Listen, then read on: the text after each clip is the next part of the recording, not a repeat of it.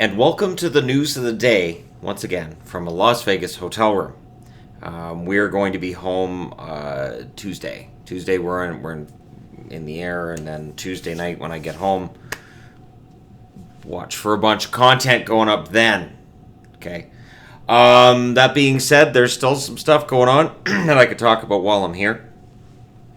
Actually, to start off, because I'm thirsty. So. Yeah, I know. But I'm thirsty. My throat's dry. And it's desert air and all that other wonderful stuff. Okay. Now, news of the day kind of thing. Johnny Gaudreau in an interview says that Lucic and Cam Talbot are possibly needed pieces for a Stanley Cup run. People are going to make fun of this. I'm going to say this. Lucic was miserably bad his last 2 years in Edmonton. The first year he was pretty good. And when he's motivated, Milan Lucic is still a pretty good player in this National Hockey League. It's motivation that turns out to be an issue with him a lot. When he's not motivated or when he's upset, he takes bad penalties. He makes bad decisions.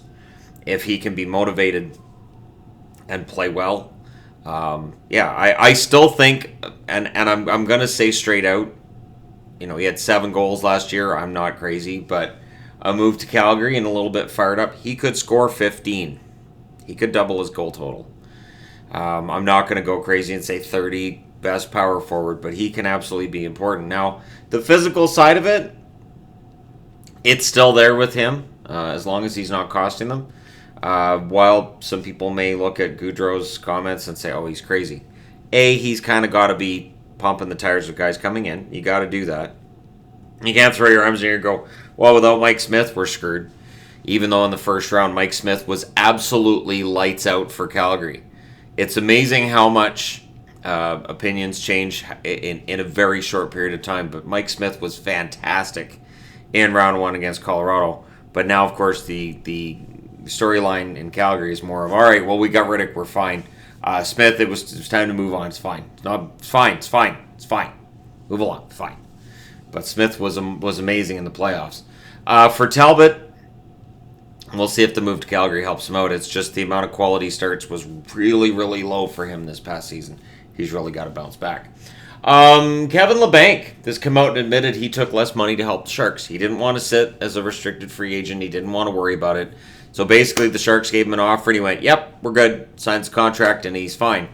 Some people don't like that he decided to take way less money than he would have made on the market. Some people think it's a great decision, him coming out and admitting it. There's going to be some players who say, awesome, great, thanks.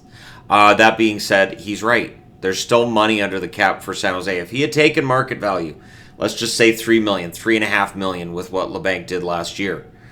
If he had taken $3.5 million, they don't have money to sign 2 more forwards. Right now, they have money to sign 2 reasonably priced forwards. I'm looking at Joe Thornton and Patrick Marleau, and they would not have had the money to bring those guys back if Labanc had decided to get market value. It doesn't mean that other players have to do it. I don't expect other players to do it, but it's nice when somebody does it. Nick Foligno.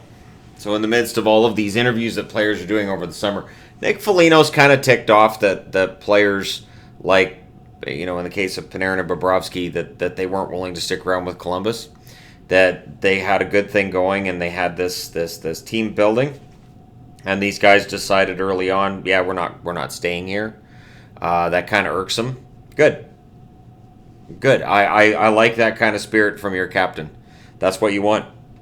You want a captain that's proud of his team and believes in his team.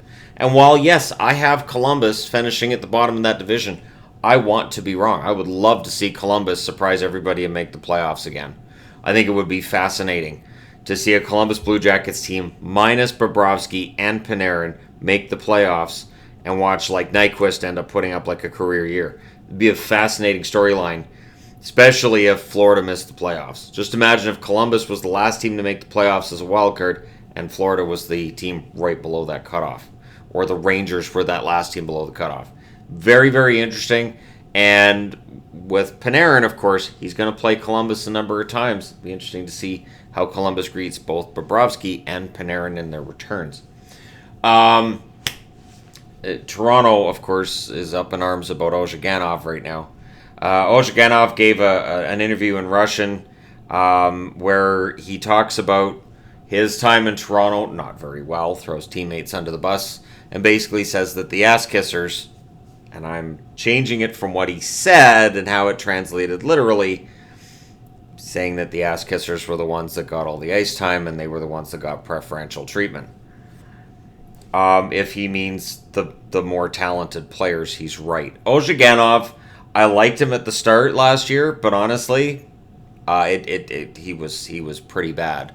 As the season wore on, he was pretty bad. So if his expectation was that he wouldn't end up losing ice time when he wasn't playing particularly well, I'm thinking he was playing for the wrong coach. And the idea that certain players kiss up and get better positions, there's some of that, I think, on almost every NHL team. But it may very well just be that these guys were tight with one another and perceived by Ozhiganov as being tight with the coach. So in his eyes, they were all ass kissers. Whereas he may very well have found himself on the outside looking in. And of course, he's out of the National Hockey League now. So usually, and I think it was Jeff O'Neill said, usually you throw the coach under the bus. This guy's throwing his teammates under the bus. When it's an article being translated from Russian, I always take the translated articles with a grain of salt. Because again, you can't literally translate everything. And so we'll see what this does, if anything. I think it's something we'll just forget about a week from now. And finally, Pierre Dorion, again, during interview time, when he was asked about what their motto would be for this year. Grow with the Sens seemed to be the motto. That was that he wants the fans to grow with the new Ottawa Senators, and they're keeping their team really cheap. The funny thing is, he talks about how the salary is really, really low this year and their payroll is really, really low because it doesn't make any sense to spend to the cap. Nobody's saying spend to the cap. That's the funny part. Nobody's saying spend to the cap. What they're saying is it's ridiculously low, the amount of salaries that they're spending. And this is the way that the Ottawa Senators are going to run things. That Melnyk expects that starting in 2021, which means 2021, 2022, the Senators are going to be a better team, and this will be great, unprecedented success. And then Dorion says in that interview, well, we're not going to rush the process. You got 2 years. And just to say, well, these prospects, we're just going to have this core, and then that's going to be it. You've got to surround that core with some really good veterans. You've got to make sure every position is covered. And I would say 2 years from now, you can project out a pretty good core, but in terms of, a 23-man roster that can contend. Because this is unprecedented excellence that's being promised by Eugene Melnyk, which I think is a promise they really can't deliver on. I've got to be honest. If it was that simple as just, okay, we'll just tear everything out, and then a couple of years from now, we're just magically going to be better, you would see teams doing that. You would see that being just a regular thing. And we can point to certain times where a team's been down and out, and they've built really well, whether it's Chicago, whether it's LA, whether it's Pittsburgh. But without the smart free agent signings, without the smart veteran players they bring in, without this culture that is cultivated there, they don't turn it around. And so the idea that we'll just keep accumulating draft picks and prospects and then we're just going to be great, that's not really how it works. Because if it was, then the Oilers would have been a contender 5 years ago. The Buffalo Sabres would have just come right back into the playoffs by now. The Carolina Hurricanes, it wouldn't have taken them 10 years to get back to the playoffs. It is difficult. This is a league now where 16 out of 31 teams make the playoffs. And when I did the predictions video yesterday where I predict the standings, I knew there were people who were going to be upset with where I had their teams. And again, it comes down to half the league misses the playoffs now. And when Seattle comes in, it's officially half the league misses the playoffs. Being a playoff team now means you're a pretty damn good team. So saying X team or Y team is going to miss the playoffs doesn't mean they're a bad team. It just means that they're not on that level. And So for the Senators to get from where they are, which right now looks like 31st in the league, to being a pretty damn good team in 2 years, that's saying something. That's definitely means that they're going to start magically spending money. But if you just throw it at all the kids and you don't have the right veterans on the roster, you're probably still going to have a team that's out of the playoffs. But let me know what you guys think in the comment section below regarding any of these topics. And yes, we're still waiting on restricted free agents to sign. We're waiting patiently. Hello? Sign. Please. Thank you. Let me know your thoughts in the comment section below as always. Don't forget to hit like and subscribe if you're browsing your way through, you just happened upon this video. Thank you guys so much for all your support and for watching. And this trip has definitely been humbling, for lack of a better term. It's humbling. Being able to do this kind of thing and meeting subscribers and people who watch my videos and talking with them, it's a humbling experience. So thank you guys so much for playing your role in helping that happen. And I will definitely talk to you guys again soon. I may do another video later on today. We're having a meetup at the practice rink, and then we'll likely come back here. We're going to CAW tonight. We saw Fantasy last night. We're seeing CAW tonight, and then Zumanity tomorrow.